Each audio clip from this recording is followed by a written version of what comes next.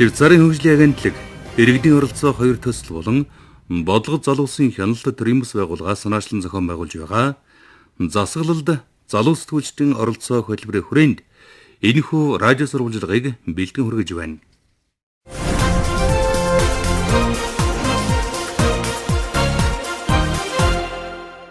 Сүхбаатар дүүргийн 16 дугаар хорооны нутаг дэвсгэрт цэнхэр төмөр хашаагаар хүрээлүүлсэн нэгэн аршаан бий.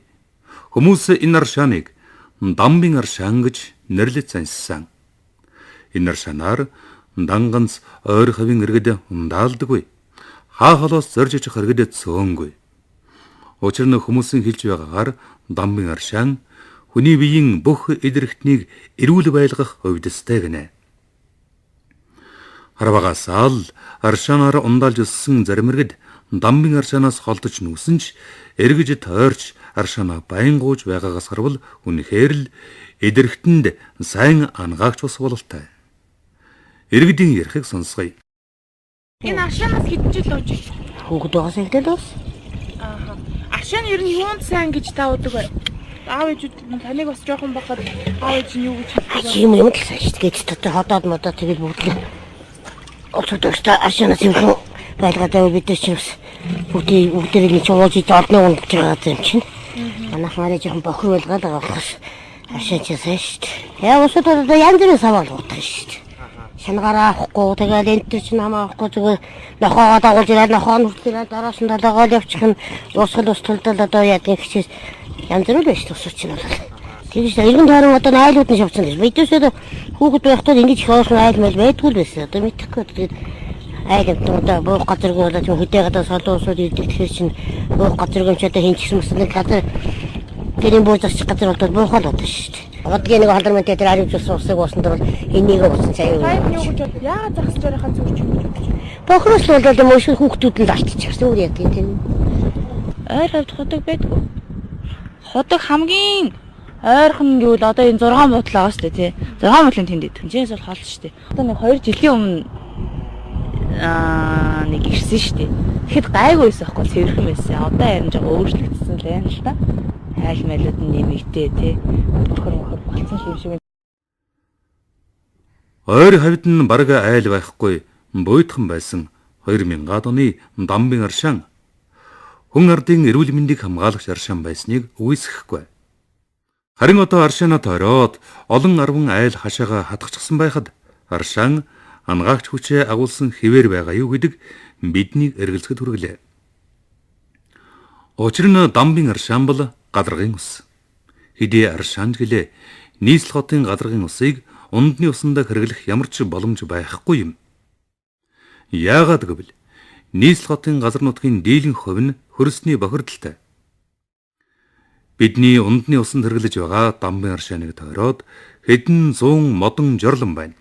Дээр нэмээд тэр олон айлаас өдөр тутамдаа гардаг ахуйн хог хаягдал, барилгын хаягдал хүртэл дамбын аршааны хажууханд 10 жилийг үдэжээ. Харин иргэд үүнийг ажиглалгүй аршаанаа урдын адил ангаагч хүчтэй гэж итгэж уусаар л байна. Тэгвэл дамбын аршаан иргэдэд эм болж байгаа юу? Эрүүл мэндэд сөргөөр нөлөөлж байгаа юу? Энэ талаар бид Сүхбаатар дүүргийн мэрэгжлийн хяналтын хэлтсийн эрүүл ахуйн халдвар хяналтын улсын ахлах байцаагч оюунаас тодрууллаа. Улаанбаатар хотын хэмжээнд гадаргын ус гэхээр одоо туулгал маань орж байна. Сэлэв гол тэгээд дээр нь булаг шантууд байгаа. Жишээлхэд одоо Сүхбаатар дүүргийн хэмжээнд чинь бараг 8-9 булаг байна. Тэгээд Улаанбаатар хотын хэмжээнд нэг 20-од булаг байгаа. За ерөнхийдөө манай нийслэлийн мэрэгжлийн хяналтын газраас жил болгон 2 удаа шинжилгээнд хамруулад гадаргын усны цэврийн зэргийн нормын ангиллаар одоо үнэлгээ өгдөг. За анил ус маань ямар байна те ямар хэмжээнд байна, бага бохирдолтой байна, их бохирдолтой байна уу гэдэг энэ нөгөө зэрэглэлийн нормоор. За энэ маань гадаргын ус учраас хүмүүст болохоор зэрэг ундандаа хэрэглэхийг бол зөвлөдөггүй. Яагаад гэвэл гадаргын ус тэгээ Улаанбаатар хотын хэмжээнд миний Улаанбаатар хотын бохирдол, хөрсний бохирдол ямар байгаа билээ. Тэрнтэй холбогдуулаад бас энийг бол ялангуяа Улаанбаатар энэ хот суурингийн нөхцөлтэй байгаа булаг шандыг бол уух боломжгүй гадаргын ус тий.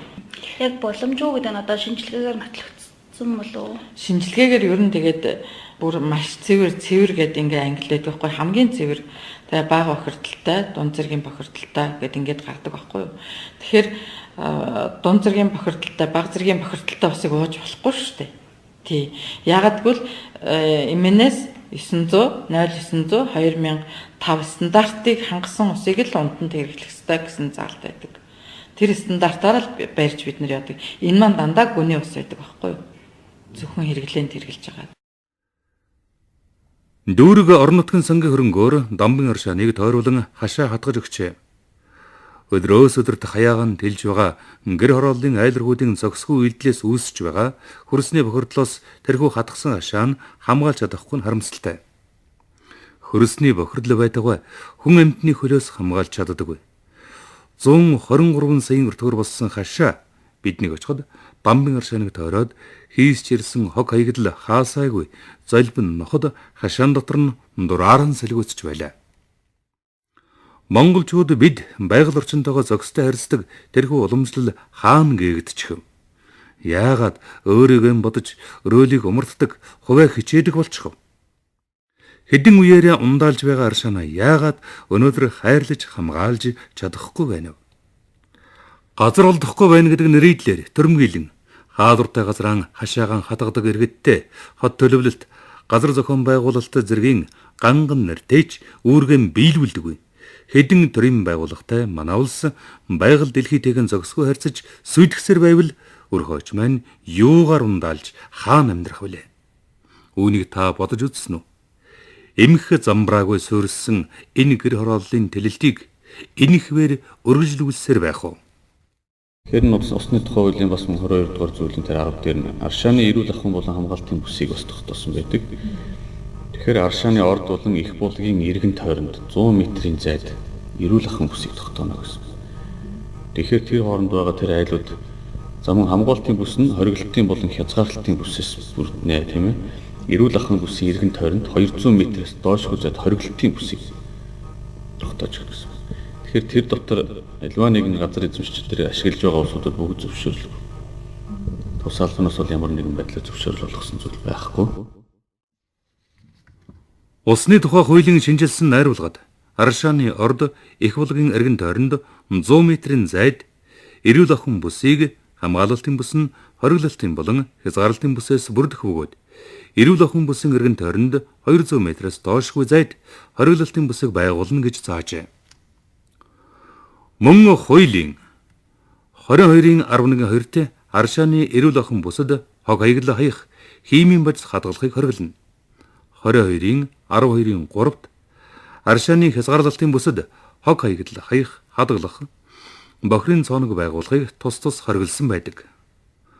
Мөн хуулийн 22-ын 16-д аршааныг ашиглагч нь холбогдох хууль тогтоомж технологийн горим зөрчснөөс аршааны орд ундраг нөөц хомсдож чанар нь алдагдвал сав газрын захиргааны дүгнэлтийг үндэслэн эрх үхээ байгууллага ашиглалтыг зогсоож нөхөн сэргээх ажлыг гин буруутай эргэн аж ахуйн гэж байгууллагын зардлаар гүйцэтгүүлнэ гэж заажээ.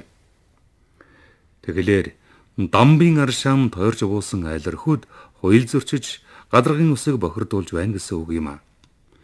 Иргэн нь хуулиа мөрдөй, төр нь хуулиан сахиулъя.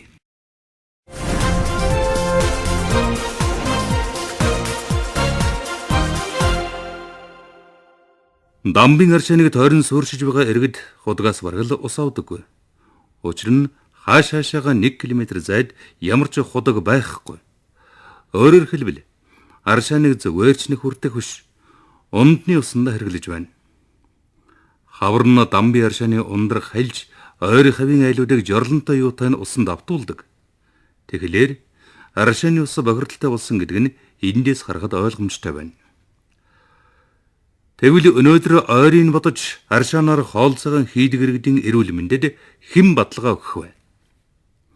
Тэд бохирдсан аршаанаар дамжуулан өвчин авч байгааг хинч үгүйсгэж чадахгүй. Тиймээс халдварт болон халдварт усаа өвчнөөс сэргийлэхийн тулд төвийн шугамнаас холгүй байдаг Дамбын аршааны ойр худаг барих нь зөв шийдэл юм а. Энэ бол ганц Сүхбаатар дүүргийн 16 дугаар хорооны иргэдийн асуудал биш. Энэ сонсогч танд ч хамаатай. Учир нь дамбын аршаанаас туулголж их авдаг. Швейцарын хөгжлийн агентлаг иргэдийн оролцоо 2 төсөл бодлого залуусын хяналт тримбс байгууллага санаачлан зохион байгуулж байгаа засаглалд залуу сэтгүүлчдийн оролцоо хөтөлбөрийн хүрээнд сурвалжилсан уламжлалт сэтгэлгээ юу эрүүл мэндүү сурвалжлага сонсголоо.